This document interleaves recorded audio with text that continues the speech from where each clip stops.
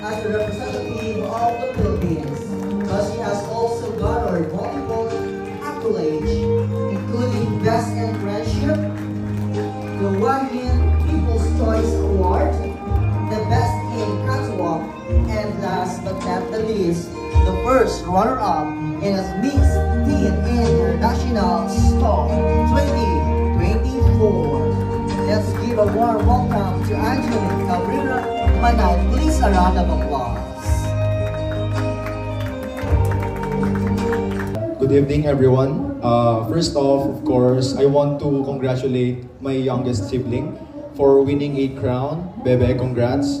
And to make this quick, let us enjoy this night, for this is a celebration of our collective efforts. That's all, everyone. Good night, and thank you all for coming. Let's enjoy po.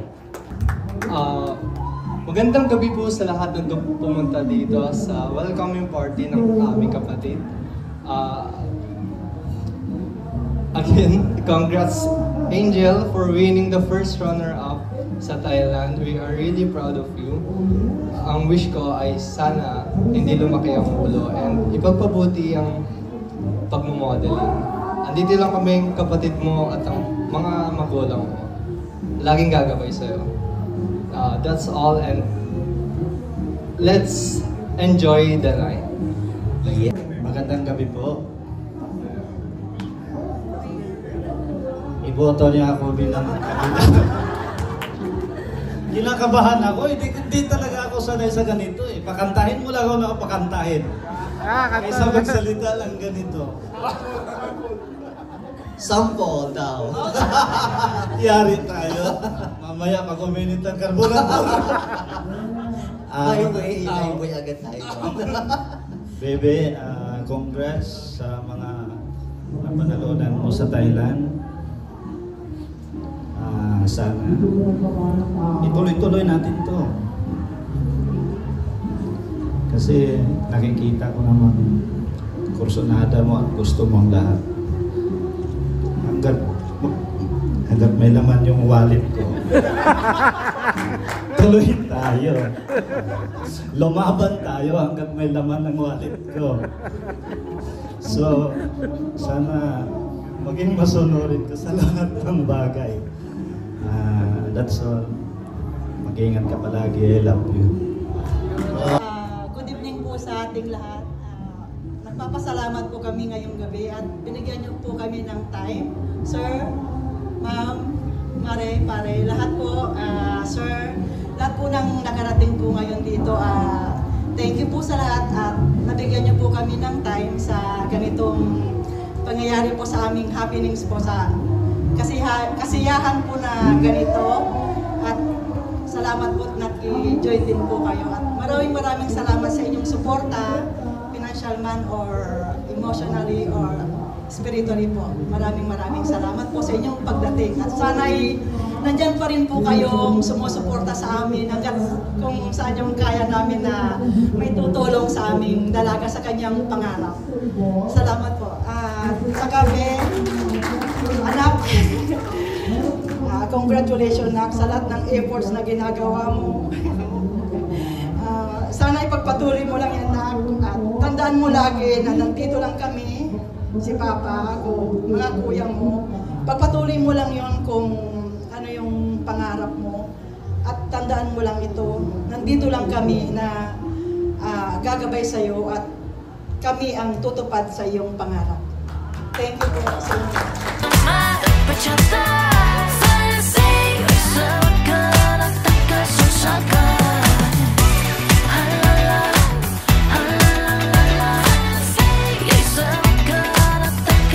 Everyone, good evening po. Sa mga pumunta po ngayon, sobrang na-appreciate ko po yung presence nyo for this night. And of course, sana po, hindi naman po ako umaasa sa sobrang like yung stay po na matagal. Pero sana po supportahan nyo pa rin ako sa mga magiging journey ko po. And syempre po sa mga nag-guide po sa akin sa pageant ko, Mambalala, Sir Robert, Sir Ronald, and si Tita Ver, tsaka po yung parents ko, tsaka family ko. Maraming salamat po sa never-ending support nyo and sa pagpapalakas po ng loob ko for the whole week sa Thailand. Siguro hindi ko na pahahabain kasi gabi na rin eh. So everyone, let's enjoy this night and magpakabusog po kayong lahat. Yun lang po. Thank you!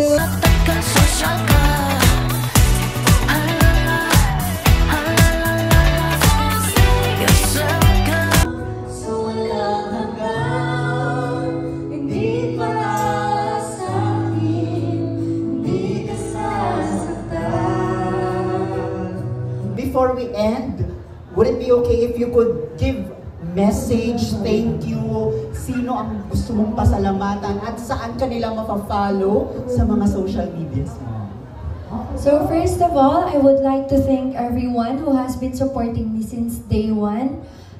For those who did not doubt me and yung kakayahan ko for a second, gusto ko pong magpasalamat sa inyo kasi yung courage po na nakuha ko is galing po sa inyo. And I would also like to thank God first kasi po He gave me the chance and the opportunity for me to let the world know about my name. And He was the one who put me in this situation. So everything that I've been doing, it's all for Him din po. And also I would like to thank my family, my parents, Mambalala for giving me this kind of opportunity. Sir Robert for guiding me throughout the competition, and si Tita Ver po na makeup artist ko, and yung mga coaches ko po when I was having my training pa. Ang message ko po, since I know that there are teenagers out there who are doubting themselves, gusto ko lang pong sabihin na we only live once. So, we should live this life the way we want. We should not live this life the way other people want. Dapat kayanin natin na ipakita kung sino tayo. Kailangan natin ipakita kung ano yung kaya natin gawin para sa ibang tao at para sa ating mga sarili.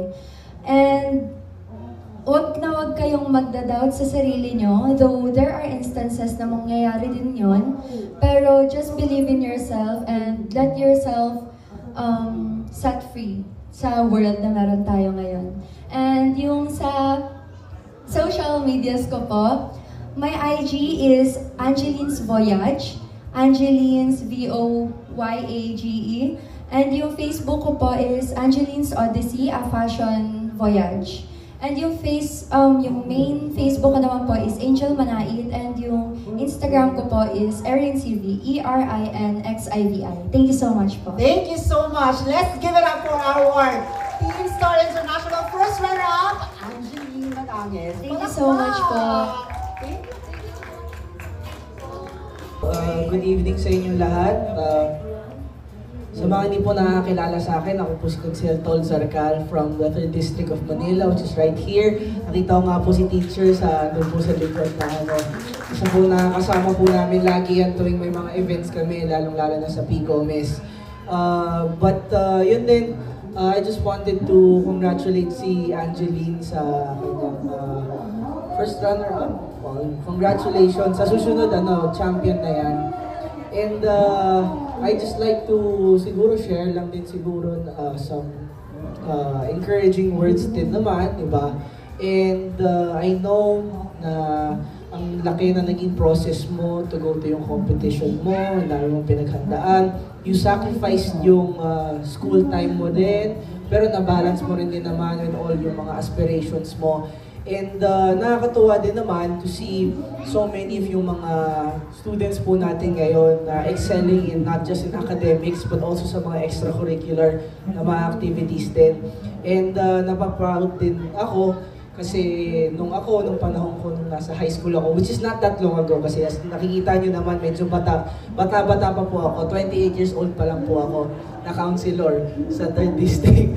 But nung panahon nung nasa high school rin ako and nung college, alam ko rin yung pakiramdam na kailangan i-balance ang academics, pati yung mga extracurricular activities. Nung college ako, I would compete abroad also.